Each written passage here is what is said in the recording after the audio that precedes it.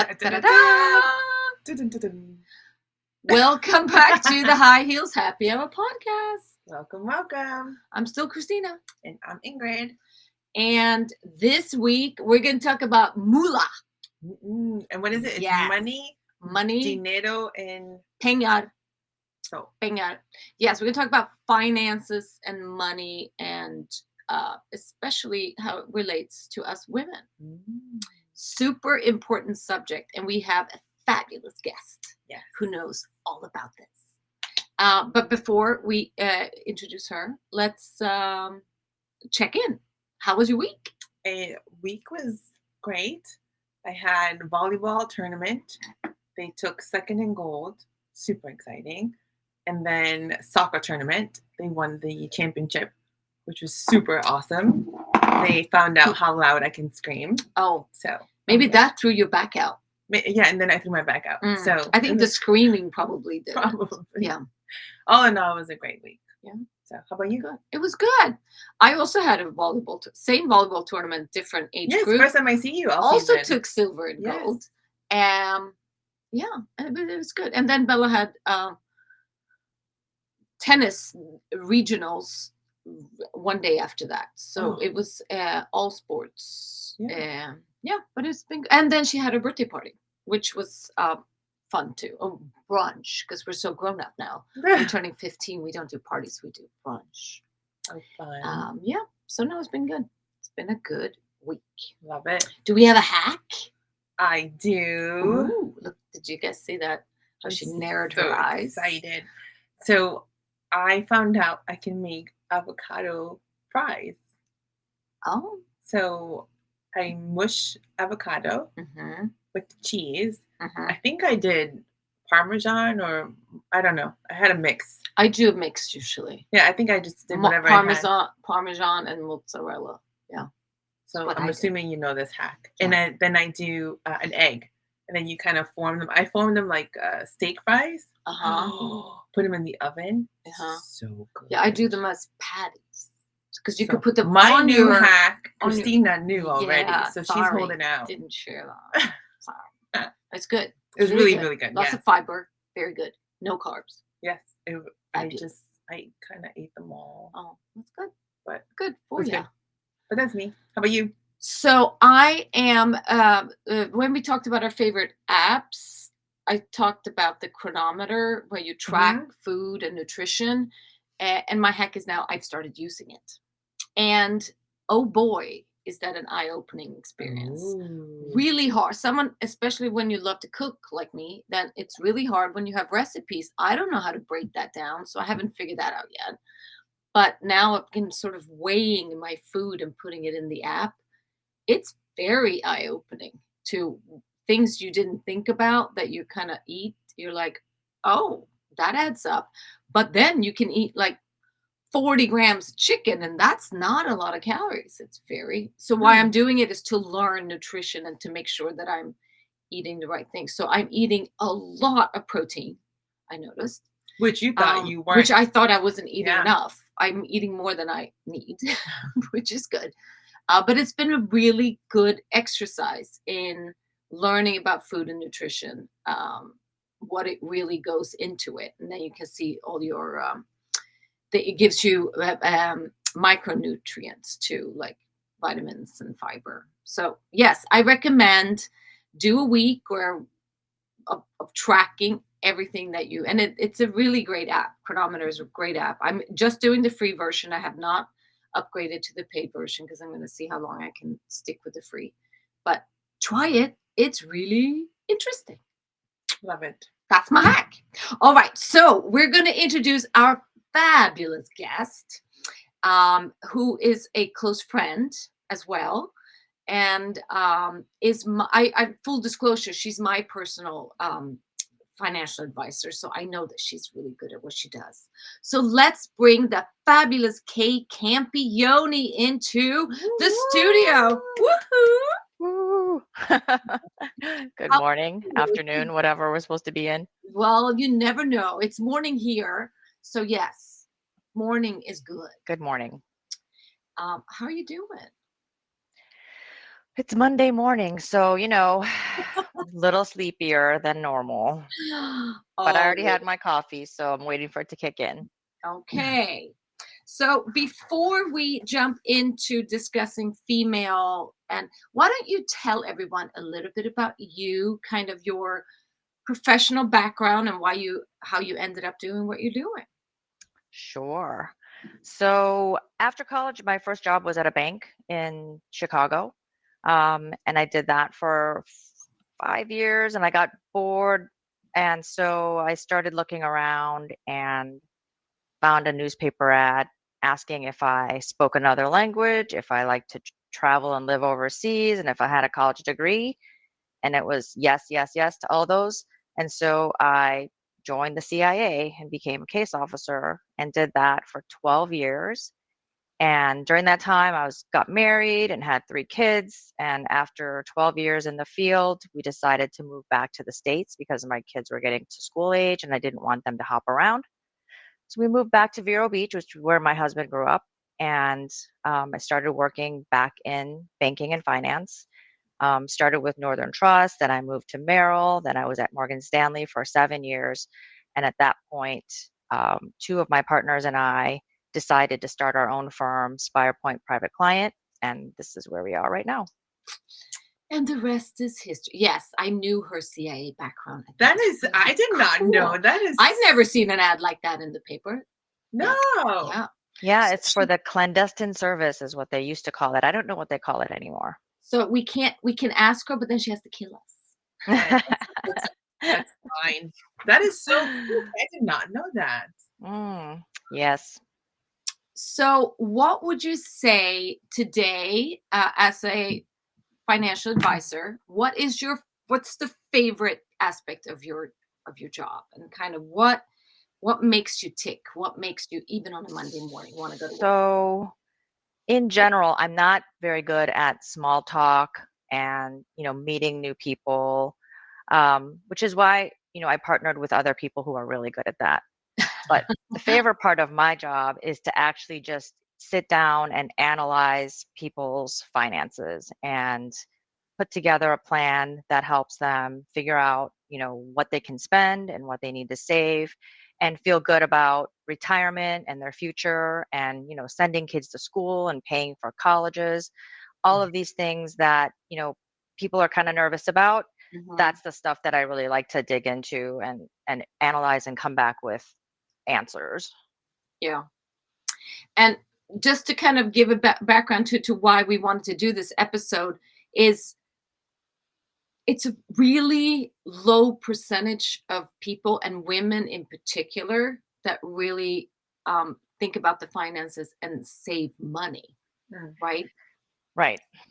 So women in particular, we have our own special kind of issues because there is a gender pay gap. And Mm. it's not necessarily due to discrimination. Sometimes it is, but oftentimes it's because we stop to have children and we take maternity leave. Mhm. Usually if there is a parent that needs care, it's, the woman who stops their career and takes care of the elderly parents, while the men, generally speaking, continue to work and continue to get promoted, and so they get paid more. So what happens is women tend to have a shorter amount of time in the workforce, and because of that, they're not making as much money during the course of their career as men are. Mhm. And so it's difficult for women to save as much as their male counterparts because of that.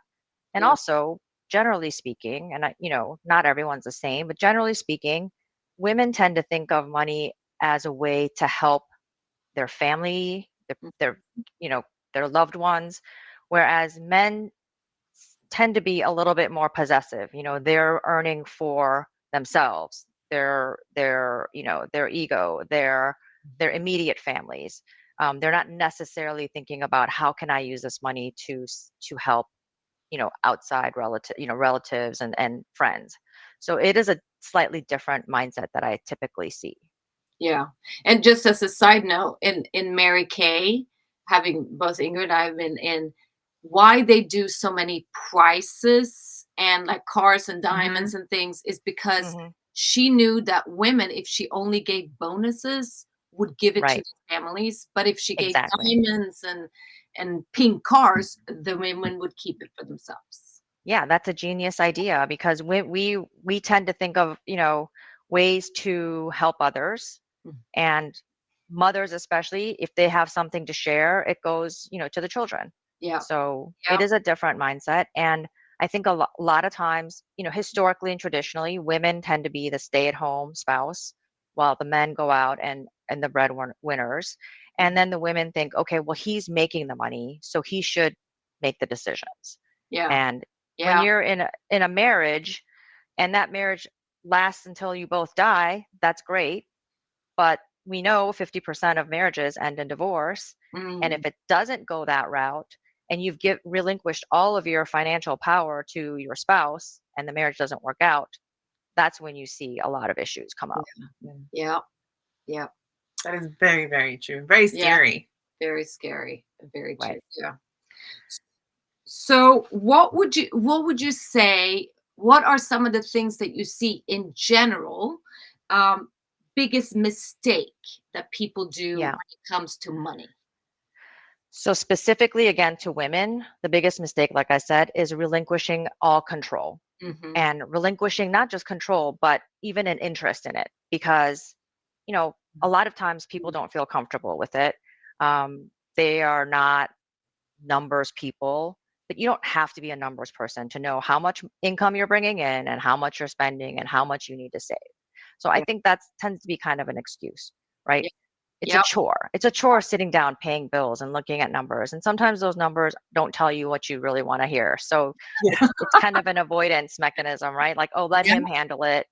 Yeah. He's the breadwinner. I'll just make sure the house is running, and so I think the It's one true. number one mistake is not having showing an interest and relinquishing power, because money is power. It Yep. is a tool to get you the things that you need to do, and take care of yourselves and your family. And it's not shouldn't be a goal in and of itself, but money gives you power, and you have to retain your own power, especially if things go wrong in the marriage, or not even in the marriage. Surprises happen, someone gets sick, the roof gets blown off by a hurricane. You Yeah. need to understand where you stand financially so you can take care of your family. Yeah. That's so true. So that's number one mistake. Yeah. Number two mistake is spending too much. I mean, if you look at the credit card balances Yeah. of the average American, people are living beyond their means. Mm. And a lot of it has to do with, keeping up with the Joneses, or you look at social media and someone's taking a fabulous trip, and why can't I take that fabulous trip? I work hard, I deserve it. Yeah. Maybe you do. So Yeah. the answer is, don't deny yourself those things, but have a plan to pay for those things. That's great. Yes. Don't have to deny yourself everything, but there needs to be. Healthy balance. You Yeah. need to have a plan. Yeah. Yeah. Yeah, if you're going to take a $5,000 trip, and you don't have to do it immediately, you have 2 years to save for it, then you figure out, how Mm. much do I need to put aside every month to pay for this trip, to make sure that I'm not digging a hole that I can't get out of. Because credit card interest rates right now are in the range of 20 to 25%. God. So if you're carrying a credit card balance, you're literally throwing money and putting it in the toilet. You might as well just do that. I've never done that. I've always paid off my credit cards because I just. I have done that, Yeah. and it took me a long time to pay that. And after that, I Yeah. never did it again. And I will say, I think and you would probably know this better, Kay, but what I can remember from living in Sweden, credit cards, it's not the same culture. I mean, everyone Mm. has, but you have like one Right, credit card. When I right. moved to the States, it was people having numerous credit cards and using that to pay off that. I had never heard Mm. that you could Oh, do. yes. So these are games that people play, right? They get a credit card, they max it out. Now they can't spend anymore. So they get another credit card. Yeah. And then they start to max that out. And instead of paying that off, they transfer the balance from this maxed out credit card to a new credit card to make room for more credit. So basically they're Yeah. abusing credit, and they're spending too much. And these are holes that you're never going to dig out of. 20 to 25% interest. If you think about the amount of money, you don't get 20 to 25% returns on your investments. No. It's a very rare year that happens. Yeah. So getting into credit card debt is a huge mistake. It's like You know, Ponzi and scheming yourself. it is your Ponzi scheme. You're robbing Peter to pay Paul, and you're playing this continual game. And if you are tempted by the TJ Maxx offers of 10% off today, if you open a credit card, Yes. that is a trap that you just need to avoid. Yes, you can save 10% today, but those people are counting on you to rack up a bunch of credit where you pay 25%. Isn't that crazy? Yeah. Yeah. Everywhere you go is just a little bit of bribe to get you in debt. Yep. Yes. It's So the temptation to get in debt is really high, especially in our culture in the US right now, where everything has to happen immediately. You know, the age of Amazon, where you click a button and things are delivered 24 hours. the same Yeah. day. Okay. Yeah. Sometimes the same day. So that temptation is all around us. And so, you have to stick to a budget. So the rule of thumb generally is, whatever your take home pay is, you spend 50% of it on housing and other Mhm. fixed expenses. You spend 20% of it into savings, and then the remaining 30% to discretionary income, discretionary spending. So if you're making $10,000 a month, let's say, just to keep a round number, 5,000 of that every month should go into, car insurance, house insurance, mortgage payments, Mhm. um, things of that nature that utilities. So things that you cannot live without. Yeah. Then 20%, 2,000 a month should be going into savings, and 3,000 a month into, eating out, um, anything buying clothing, anything like that. So if you can generally stick to that kind of a plan, then, you can pretty much be sure that by the time you need to retire at age 65, let's say, you should have a decent amount of money to draw from during retirement, because Social Security, which a lot of people depend on, is Mhm. generally not going to be enough to fund your everyday living If expenses there's for anything most people. Yeah. left. I don't think there might not be any when we get there. Yeah. Yeah, I mean, people have a fear that Social Security is going to go away, but in my opinion, the the benefits might get reduced, or they might make you wait longer to start taking the benefits, which they've already started to do. But I don't think it's going to go away entirely in our lifetime. So back in the day when Social Security was started, you start taking, payments at 65. Life Mhm. expectancy was 68. So Oh. Oh gosh. or Yeah. 69. Yeah. Now life expectancy is 78 or 81 or 82, depending on, your ethnicity and the way, how you take care of your health and gender too. Women generally tend to live longer too. That's another reason that women find themselves in this, dilemma with not having enough money saved. So they've already started pushing that age out where you can start collecting, because the system was never intended to pay for 2 years of benefits. It was intended to pay for 5 years.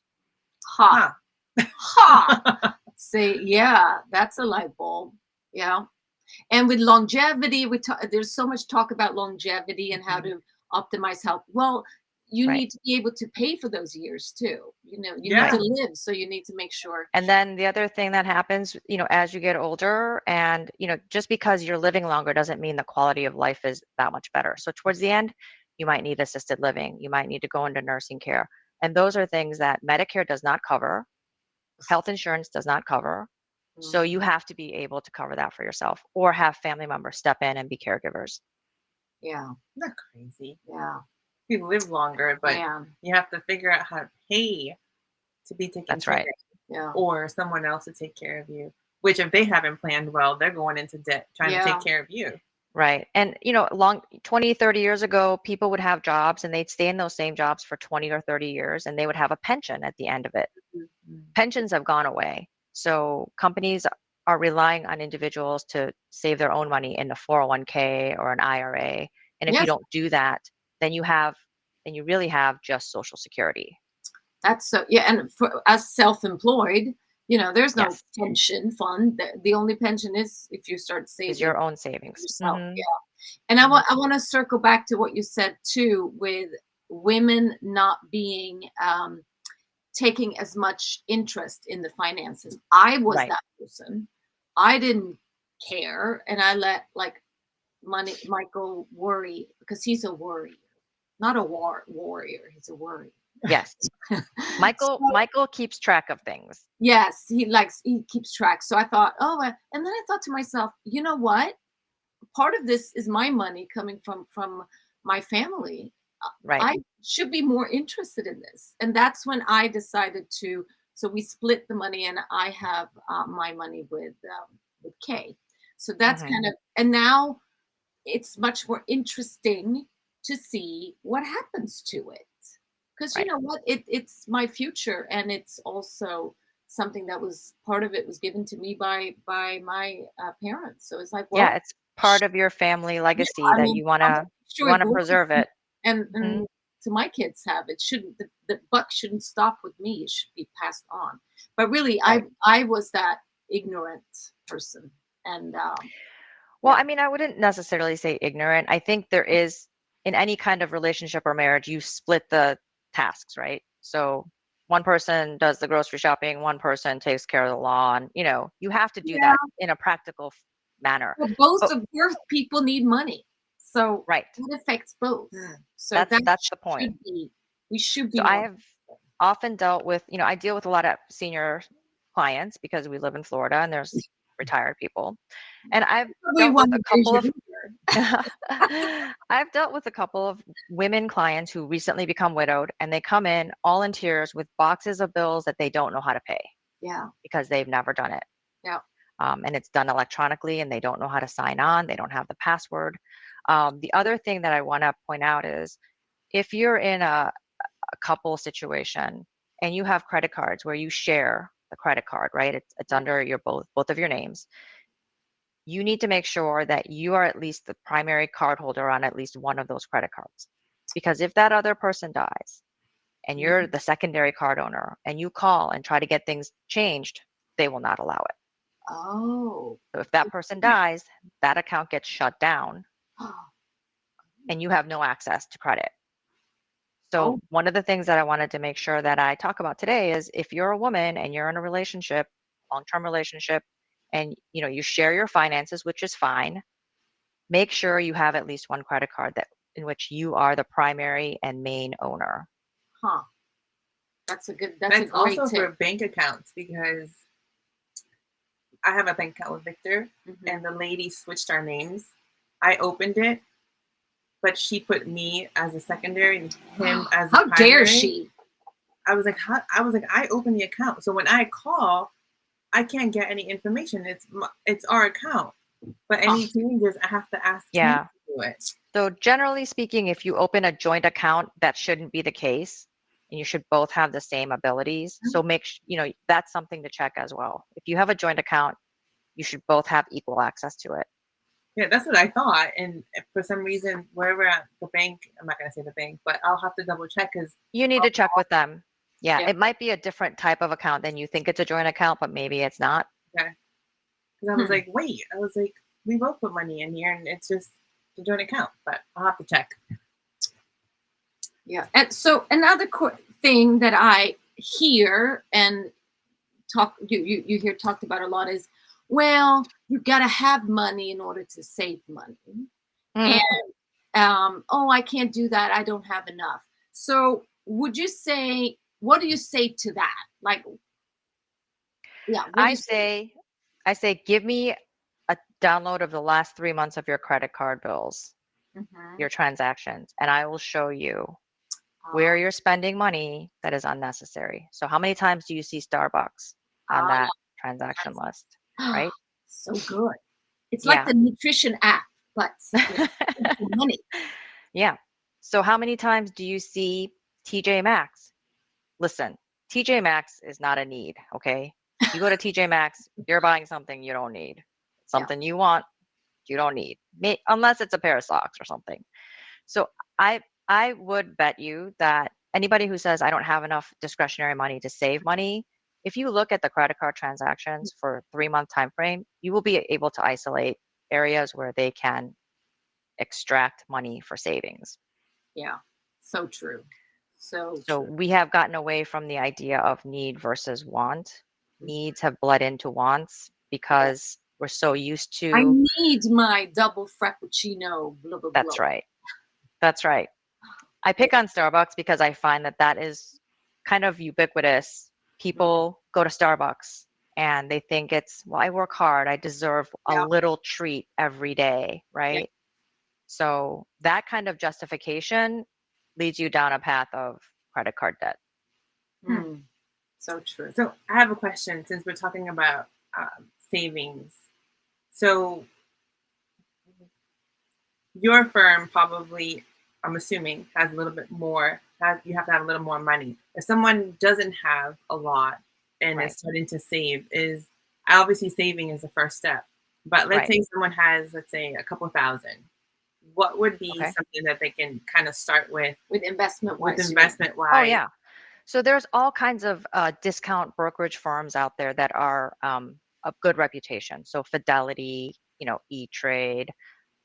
There's many things that you can go out there and just open a brokerage account, deposit your money, and I would say start out with a diversified ETF, which is an exchange traded fund, which gives you basically access to a basket of stocks. So for one example, if you bought into the S&P 500 ETF, that basically is, you're putting basically $2,000 or whatever amount of money you have into the 500 biggest companies in the US. Mm-hmm. So with one transaction, with one holding, you have access to the 500 companies.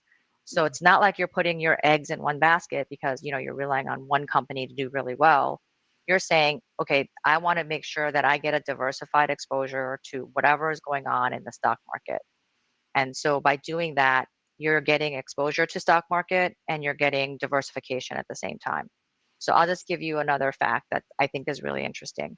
So if you start at the age of 25 and put $100 a month into the S&P 500 index, and you do it for 40 years till age 65, and you're getting the market returns, by the time you're age 65, you will have $1 million. We do it for the kids. Pretty, yeah. Can we do that for the kids? Of course. Yeah. Yeah. But second part of that fact is if you wait till age 35 to start and you do that, the same thing, $100 a month in the S&P 500 index for 30 years, you will have $300,000. So that first 10 years, this is what is called the time value of money. The first 10 years, the earlier you start, the more you empower your money to grow at a much faster rate. So 10 years in the beginning, you think, I start 10 years late, no big deal, right? I'll make up for it later. That's not how compound interest works. You have to have the money up front as early as possible to really take advantage of it. So 10 years has cost you $700,000. I'm really sad, Kay. I'm old. Well, it's for the kids, we can do it for the kids. Man, Start for the kids immediately. And it's never too late to start. I get a lot of, well, I'm old now, so it's too late. I mean, that's like saying, I'm old now, it's too late for me to get healthier. It's too late for me to eat healthier. No, it's never too late to eat healthier. It's never too late to start saving for the future. Yeah. My heart hurts. Yeah. No, this is eye-opening. Yeah. It's $100 a month? Yeah. So what's the first initial? $100. You start with $100 and you add $100 every month for, 40 years. Okay. So if you think about what you're putting into it, right? So it's $1,200 a year times 40. That's $48,000 that you've actually put in. But because of the course of time and the compounded interest, that becomes $1 million. So cool. Okay. I can do that. I can do that for my children, but my heart just saying, because I don't even want you to calculate what I'm going to have since I'm 20 years behind schedule. Yeah, but you were with the military, right? Yes, but I did not retire. So okay, I don't have anything. That's like me. I didn't retire with the government, so there is no pension or anything like that. But but Ingrid, like I said, it's never too late to start. The only thing I got is my dog tags. Yeah, but I'll say, just as a side note too, I started when I was 20. I was working in advertising, and my dad said, well, you should start saving for your pension, kind of. And I'm like, pension. I'm 20. So I started by saving like $50 a month, and it Hmm. went automatically from my salary account. And I just kept doing that, and then I increased it to 100, I think, somewhere Right. along the way. And the amount of I didn't even think about it. And then I had to stop because when I moved abroad, I had to stop saving in Sweden. But that money, I can't do anything until I'm 55 or 60 with it. But Right. holy moly, I didn't even think about it. And I mean, it's not a fortune, but it's a good little chunk of cash. Yeah. Right. So doing that or So you starting, just have to make it part of your everyday routine, yes, that and it habit. just becomes embedded. Hmm. So it's not something you're really giving up. I mean, Yeah. you're investing in yourself. Putting money away in savings is not like something that you're giving up, right? No. You're saving it for your future. Yes. So that's the Exactly. kind of mindset that you have to have. Yeah. Because being poor and old is Yeah. not something you want to be. That's the worst of both worlds. Yeah. If you're poor and young, you still have a chance to do something about it. But if you're poor and old, what happens is you become a burden on your children or you Yeah. become a burden on the state. Yeah. One of those two things is going to happen. I'm kind of old, but okay. Oh, stop it. So, Stop it. Just, yeah. She's talking to us. We're older. I Yep. love that. So Okay. what would you say, and let's talk, since we have primarily female listeners, what is something that everyone can do starting, say that you do nothing and you haven't thought about this, and maybe you just have a checking account and that's it. What are some things everyone can start today? So everyone can open a low-cost brokerage account somewhere and start with any amount of money. The other thing you can do is even if you're the stay-at-home spouse and your husband, let's say, is working, Yeah. that still gives you the ability to open an individual retirement account. So even though you don't have outside income on your own, because you're married and you're filing your taxes jointly, Yeah. that gives you the ability most of the time. There are exceptions if the income is too high, et cetera, et cetera. But most of the time, that allows the non-working spouse, I shouldn't say non-working, but the stay-at-home spouse to Uh-huh. open an individual retirement account. Okay. And so you can go on, any website. Fidelity has a very nice website that gives you all this information. They're a low-cost brokerage, so you can call them and get advice from them. And E-Trade and various other low-cost firms that will give you this basic information, and they will allow you to open an IRA, and it's just like a brokerage account, but it's specified for retirement. So Yeah. there's a couple things you have to know about a retirement account. Once you put money into it, you can't take it out without penalty until you reach age 59 and a half. So Okay. understand that if you're putting money in a retirement account, you can't next year say, "Oh, I have an emergency, I need to take it out." Yeah. So you only should put in money that you know is going to be there for long term. Yeah. Yeah. Yeah. So So would you anybody can do that. Yeah. So would you do it like just I guess me as an example? Would I Mhm. do an IRA and Mhm. also open up a something So with the IRA has maximum limits, right? So you can only put in like $6,000 a year into an IRA. So if you max that out and you still have extra money that you want to invest and save, then yes, you open a second account that's not an IRA. But if you want to do two, you can open two. But I mean, really, it's the IRA is going to be the one that the money that The you would. IRA is the important one, and it's Yeah. because whatever you put in an IRA, you don't pay tax on it in that year. Mm. So you're deferring the taxes. And once the money is in an IRA, you can trade in that account without having to pay capital gains. There's a lot of benefits to having assets in an IRA. So Mhm. so in that would be the first ideal thing to do. I think so, as long as you know that you don't need that money for any immediate needs.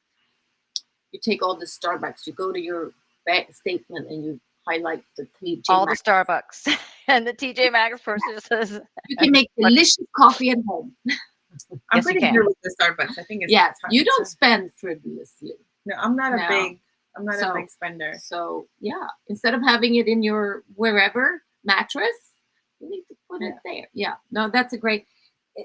Going back to we said if you start at age 20, but looking at kids. So we talked about if you start. Yep. What do you think is a good age to get the kids involved to start not just saving but investing? So I think the first thing is you want to make them understand the value of money Hmm. so that, they feel compelled to save and feel compelled to be interested in investing. I think a lot of times, especially amongst, people that we associate with, we have the ability to buy our children whatever they need, whatever they want. Hmm. And so they don't necessarily understand that everything that is given to them costs money. Yeah. And a lot of times, we have kids that don't have, when I was growing up, I had a part time job as soon as I could legally get a job because I wanted to have spending money that I earned myself that I didn't have to ask my parents for. But what I'm finding now amongst, our peers is a lot of kids don't have that job because they're doing, extra schoolwork because they want to get into a particular college or they're studying for their ACTs or they're playing sports. And so there's really no time, right? Yeah. But so these kids kind of grow up without really understanding what the value of money is. And I think that is the first important lesson that you have to teach them. And there are different ways. If they don't, if for some reason, and there's many reasons why you might not want a child to get a job right away, is have an allowance for which they then if they want to go to a movie with their friends, they don't come to you for money. They have to use whatever they've saved up in terms Yeah. of their allowance, and then they get a sense of, okay, this is money that I'm that I could hold on to or I could spend. Yeah. Yeah. um, and as far as investing, I mean, I think it's different with different kids. So you get a sense of like, what their interests are. You kind of have to approach it a different way in certain cases. So I have my daughter is very interested in money. And so she's threatened to fire me on occasion from being her financial advisor, because she actually chose Chipotle as the stock that she wanted to invest in.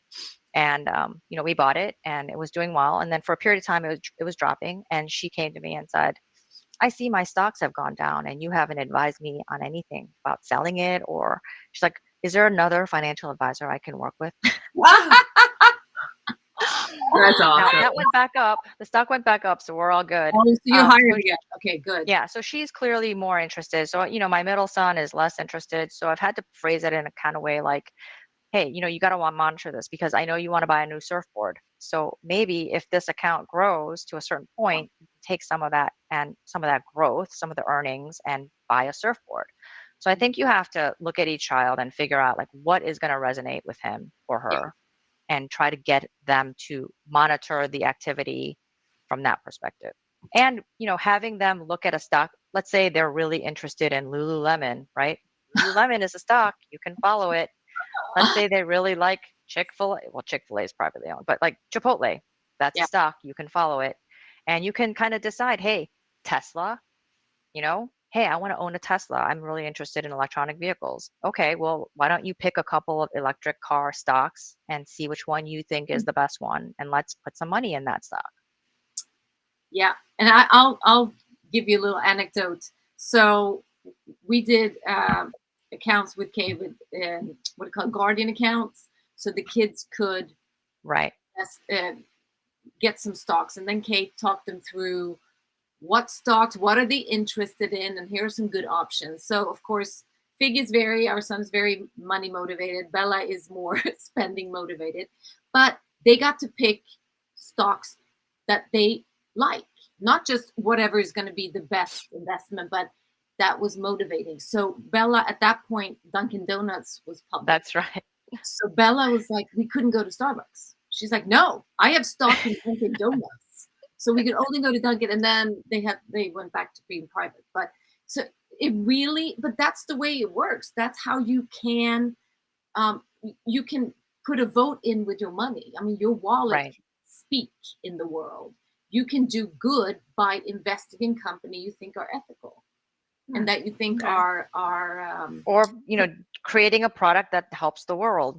Any kind of interest like that a child shows, you yeah. could kind of use that to translate it into something investing or financial related. Yeah. So So it's been a great exercise, and they just looked over their little portfolios, and then they switched some some Well, we investments. recently got Bella into Elf, which is a cosmetic Yes. company, which So has that done quite well.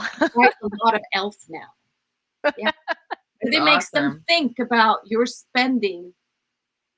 It Your spending matters. Where you spend money matters. Right. If you want your money to grow, then spend money in the companies that you've invested in.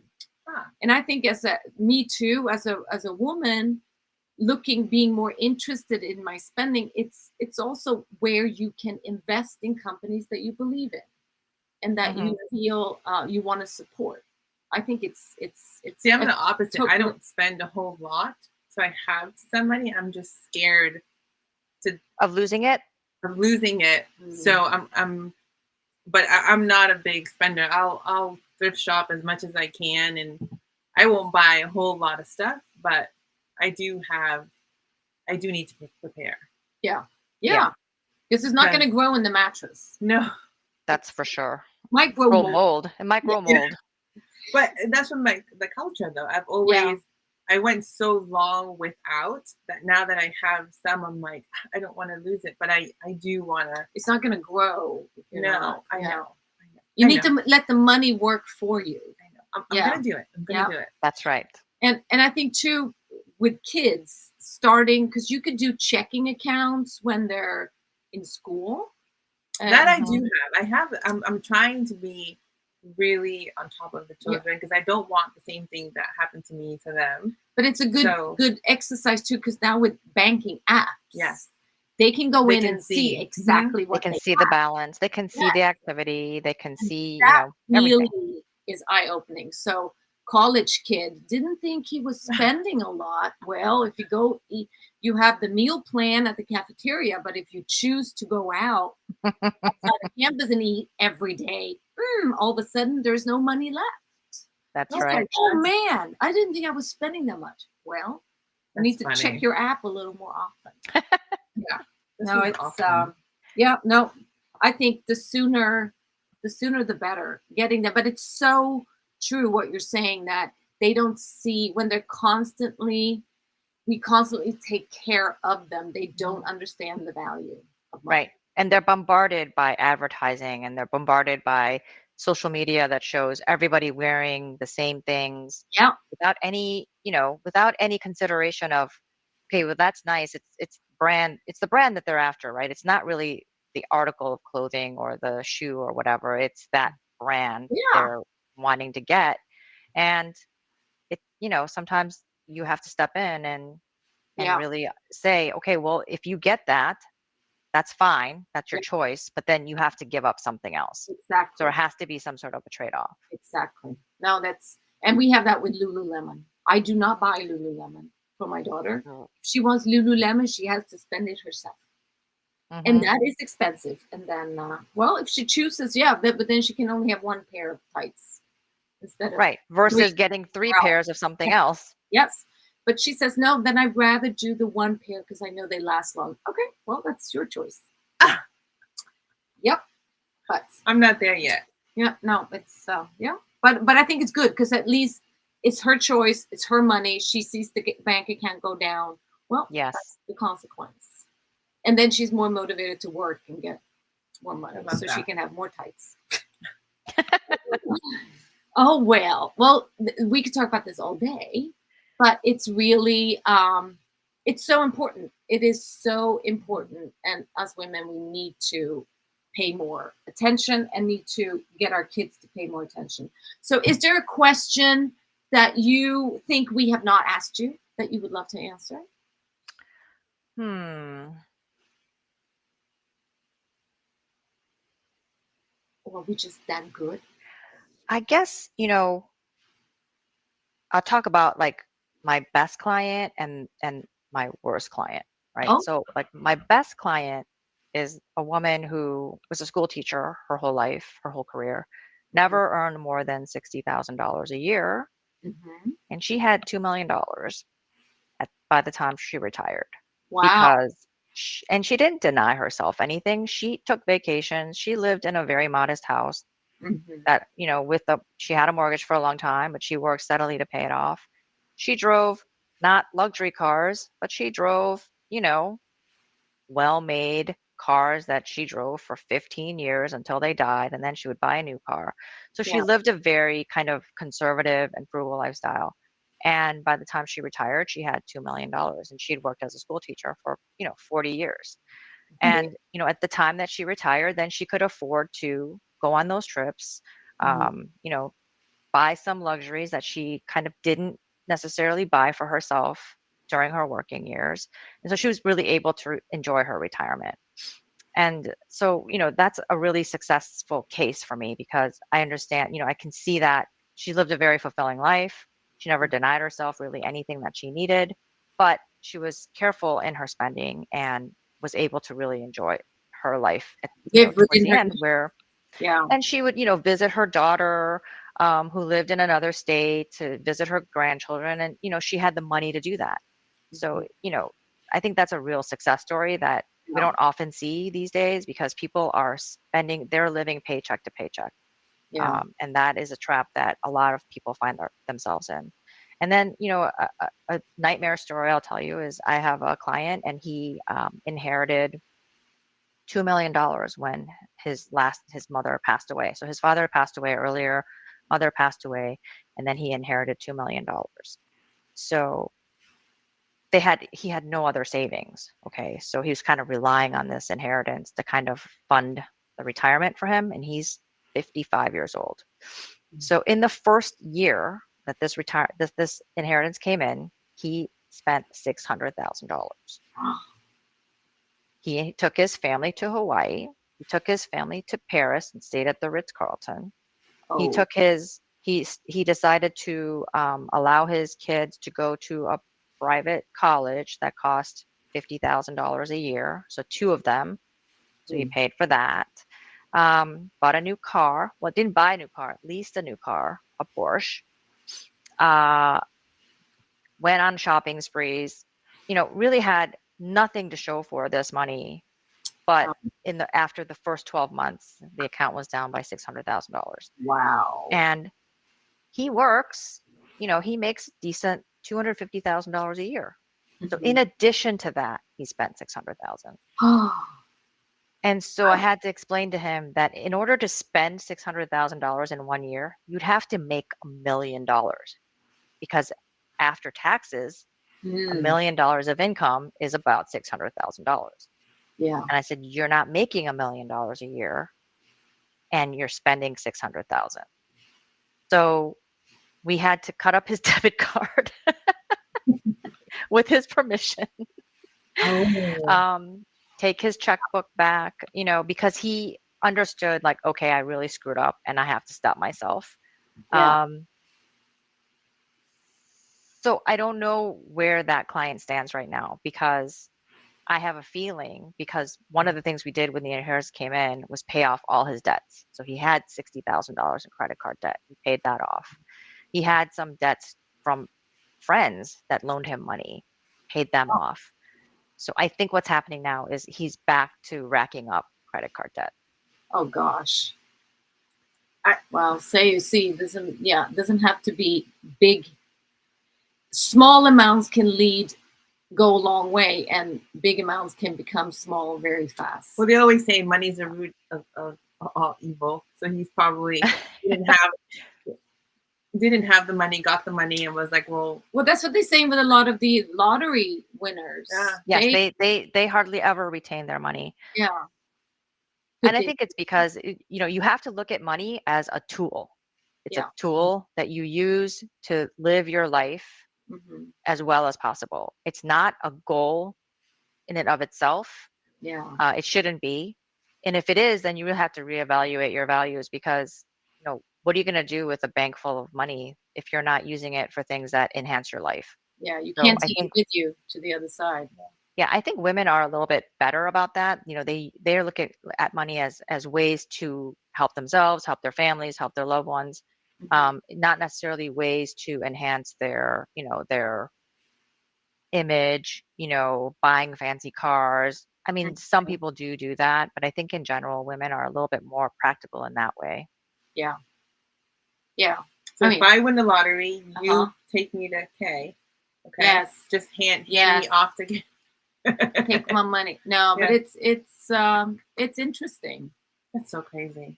There's a balance of, because you gotta, again, you can't take it with you. So I love that you said that money is a tool, Mm. It's a because I think tool. the difference, but I kind of see it a little more that way. My husband sees it as, no, we just need to make sure it's a security blanket for him. It's a blanket, like, oh, it needs to be there. Well, Otherwise, same so thing with it's me. gonna be just, yes, I, it's I have to. exactly the same thing for you. I gotta get in my head. Yes. Switch is a tool because I thought Yeah. otherwise. And if for you a invest the long, tool right, it will grow and yes. give you more things. Right. Mm. But if you're scared of investing, Ingrid, for example, you're scared of it losing value. And understand that, because that is a risk that you take when you invest your money. But if you look at the history of the stock market, in the past 150 years, there's never been a 10-year period of time where the market has been lower. So as long as you're able to keep your money in there for at least 10 years, then you know that it's going to grow over time, unless something catastrophic happens in the world, which nobody can predict that, right? So even with 2008, the big recession, even with that happening, had you just kept your money in the market, you would have come out on the other end Mm, net positive. So yeah. it's just, you have to be disciplined, and you have to, if you're taking risks, that you have to understand that you have to tolerate that risk and just continue to stay invested and not panic. Yeah. So Gotcha. that's a lot of the job that we do here, is coaching people not to panic and not to do the wrong thing at the wrong time. Because human nature is, when you see your balance go down, you want to stop the pain and take it out of the market. Yeah. That's the last thing you want to do, because once you take your money out of the market, then you're in cash and there's no possibility for it to rebound. Yeah. So, people who took their money out at the bottom of the market in 2008 or in 2020 when COVID hit, the Yeah. market went down in one day by 37%, right? Yeah. So if you took your money out at the bottom because you couldn't tolerate that stress, then you've lost money permanently. If you were able to ride that out, then you made money, a lot of money. Yeah, I don't worry. I'm not a worrier. I'm like, it's gonna be fine. I'm not gonna sell or buy. I'm just gonna leave it. So it's okay if the market is down. I don't care that much. Michael, on the other hand, will go like, oh my God, the market is down. Well, we're not gonna Right, sell anyway, so it doesn't matter. Same thing when it's up super high. It's like, well, I'm not selling anyway. So yeah. right. So you But just have to be able to tolerate that stress. And there's ways to mitigate that stress by not having everything in stocks. You can have something in a little bit safer. So there are ways to reduce that risk, but just know that if you're putting money in the stock market, then you're taking on risk. But there's a reward for that risk that you take. Yeah. yeah. Right now, I'm And not as long taking as anything. No, you're not So taking it. It's besides, definitely not growing in the mattress. So yeah. yeah. And also with what do you call it? Not inflation. Well, I guess with inflation, Yeah. that money's going to be worth less. less, So that's right. All yeah. right. Well, this is so fun. Such a good conversation. Thank you, Kay. I'll for come back anytime. taking. So, of course, we have to ask you the most important question of all: Yes. high heels or flats? So my answer to that is, I will try anything that requires new shoes. Oh, that is a good I answer. love it. So if you look in my closet, I have rock climbing shoes, I have bowling shoes, I have tennis shoes, I have running Oh, shoes, I have bowling walking shoes? shoes. Oh, that's impressive. Yes, I have shoes made out of seashells. I mean, I have every kind of shoe and every kind of activity that you can think of, because I mean, I like to try different activities, and if they require new shoes, then it's even better. All I right. love that. That's why we like her so much. Huh. Yeah. I love it. Well, thank you, Kay, for taking your time. And if Thank people you, want guys. to reach out or Mm. talk to you, how do they best find you? So we have a website called SpirePoint Private Client. It's spirepointpc.com, and on there you'll see my bio and our firm's purpose, and our value to the world. So it's a good place to start. And then my personal email address is on that site, so anybody can reach out to me there. We'll put a link in the show notes Mhm. as well. All right. Well, cheers. Cheers. Thank you. Thank you so much. Thank you guys. Bye bye. Bye.